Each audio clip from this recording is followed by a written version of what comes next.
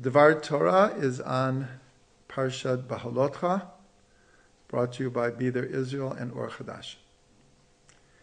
In this week's Parsha is the mitzvah which is called Pesach Sheni. The circumstances are, or the incident that occurred is, the Torah has already told us that in order to bring the Paschal offering, that one had to be in a state of purity, because we had to enter into the temple. And so what happened is, in the desert, they kept Pesach, and after Pesach, a few people came to Moshe and said, we were impure at the time of Pesach, and there's different ideas why they were impure, but everyone agrees that they were dealing with a dead body, which is a mitzvah. It's actually a great mitzvah to ensure a proper burial. And so they were impure, so they could not bring the offering. And they said to Moshe, how can it be that because we were doing a mitzvah, we can't now bring the Paschal offering? So this is one of the cases where Moshe said, I don't know, I'll ask God. This is an aside. From this, the sages learn from Moshe, teach your mouth to say, I don't know. In other words, when you don't know, don't try to fake an answer. Say, I don't know. So Moshe says, I don't know what to tell you. I'll ask God. And then God gives over a set of laws that we call Pesach Sheni. What is it? If a person is impure or too far away and can't bring the Paschal offering on the appointed time, the 14th of Nisan, he can bring it the next month. And then he also eats matzah and moror. He has what's called another chance. And this is what we call Pesach Sheni. So in Hasidic teachings, this is like a tremendous idea here. First of all, it's called like the holiday of second chances. It's not a holiday in the full sense, though the Lubavitcher Rabbi said that after Mashiach comes, Pesach Sheni will be like a big deal. Because God is giving us another chance. We're back in Israel again. God is giving us another chance.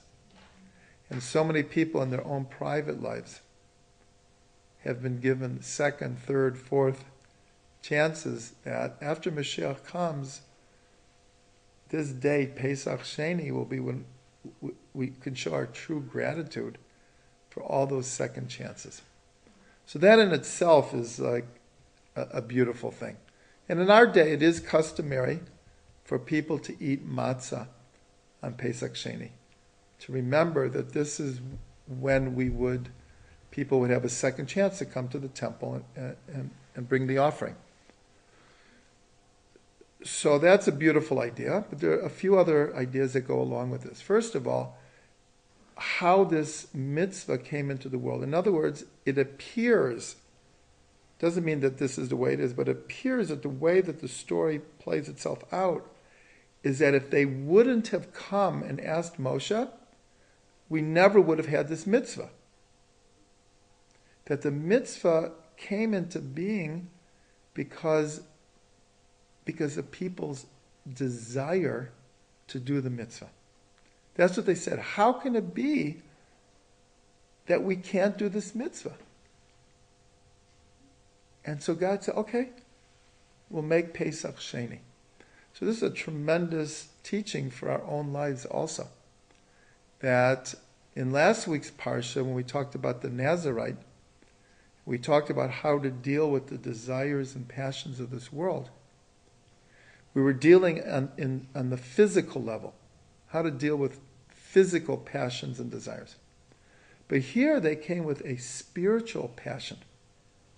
Like, how can it be that we can't do this mitzvah? So this is connected to what it says in Pirkei Avot. It says, Eza Ashir Hasamech B'chelko. Who is the rich person? The one who's happy with his lot. So we're told that that really applies only on the physical level. That spiritually, we should never be satisfied with what we have accomplished. It doesn't mean we have to be frustrated and unhappy, but it just means that whatever level we've reached of holiness or purity or consciousness, we shouldn't say, "Oh, I'm through. I've done what I have to do." So here we see the positive aspect of spiritual passion. They wanted so much to serve God that they brought, in a sense, this new mitzvah into the world. Reb Shlomo explains it like this. He says, on the physical level, if I am hungry and I really want an apple, and someone gives me an apple, I eat the apple, and I'm satisfied, at least for 10 minutes. Right? But I'm satisfied. He said, but when it comes to holiness, if I want to experience holiness, and then I do experience it, I want more immediately. It's like it drives me to want more. That's why third meal of Shabbat, when Shabbos is about to leave, that's when the songs of Shabbat have the most deepest passion. The songs are very different than the other songs of Shabbat. They express our longing. You'd say, okay, I've had enough holiness, 24 hours. There's next week. But when we get to third meal and we realize that Shabbat is going to end, that's when we start feeling, oh, I want it more, I want it more.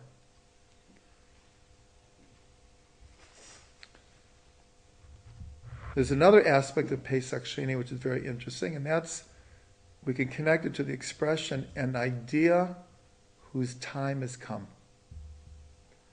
In other words, there's certain times in our lives, in history, where an idea that had it been proposed 100 years ago, no one would have thought about it twice.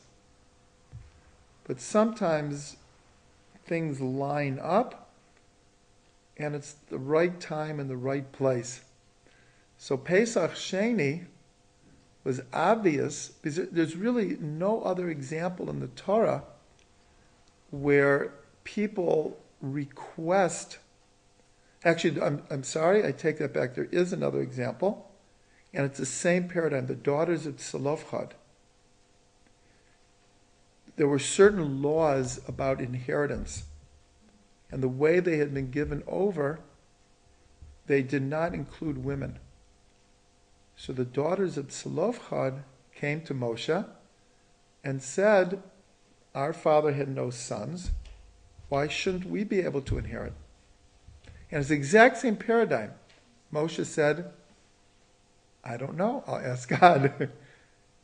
And then God said, they're right. And explains the laws of inheritance that include women as well.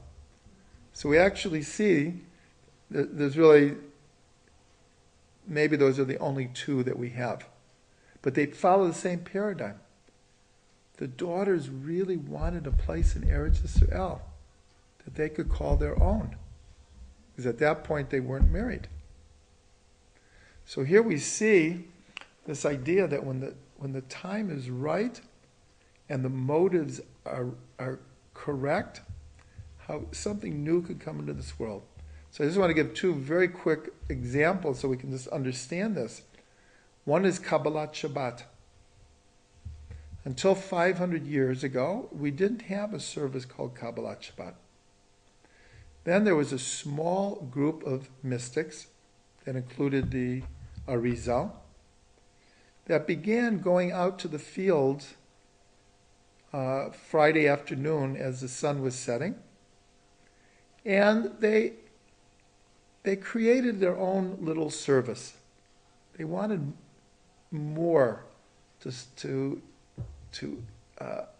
bring in the Shabbat. And it really started with 20 mystics. And then it spread all over the Jewish world. To the point now that people can hardly believe that there was a time we didn't have Kabbalat Shabbat. How could that be? And the other example is the way many people celebrate Tue B'Shvat now. Tue B'Shvat, for most of our history, people maybe ate a little fruit on Tue B'Shvat, the New Year of the trees. But now that we're back in Eretz Yisrael and we're connected to the land, all of a sudden Tue B'Shvat has become like a major day, a major celebration. It's an idea whose time has come. So Pesach Sheni, in the context that it happened, was they said the right thing at the right time, and they brought a new mitzvah into the world. So we should all have the blessing that, first of all, we should always be in the right place at the right time and say the right things, but that our passion should be a spiritual passion, and we should always express to ourselves and to God that we want more holiness, we want more Torah, we want to be closer to God.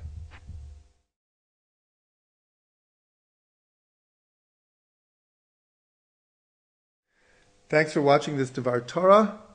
If you like what you heard, which I hope you did, please come to our YouTube station, our website, our Facebook, our blog, our Twitter, and take advantage of a plethora of Torah, of audio classes, videos, poetry, stories, music, word and gematria search. You'll find a lot there, and please share this with your friends. www.thetrugmans.com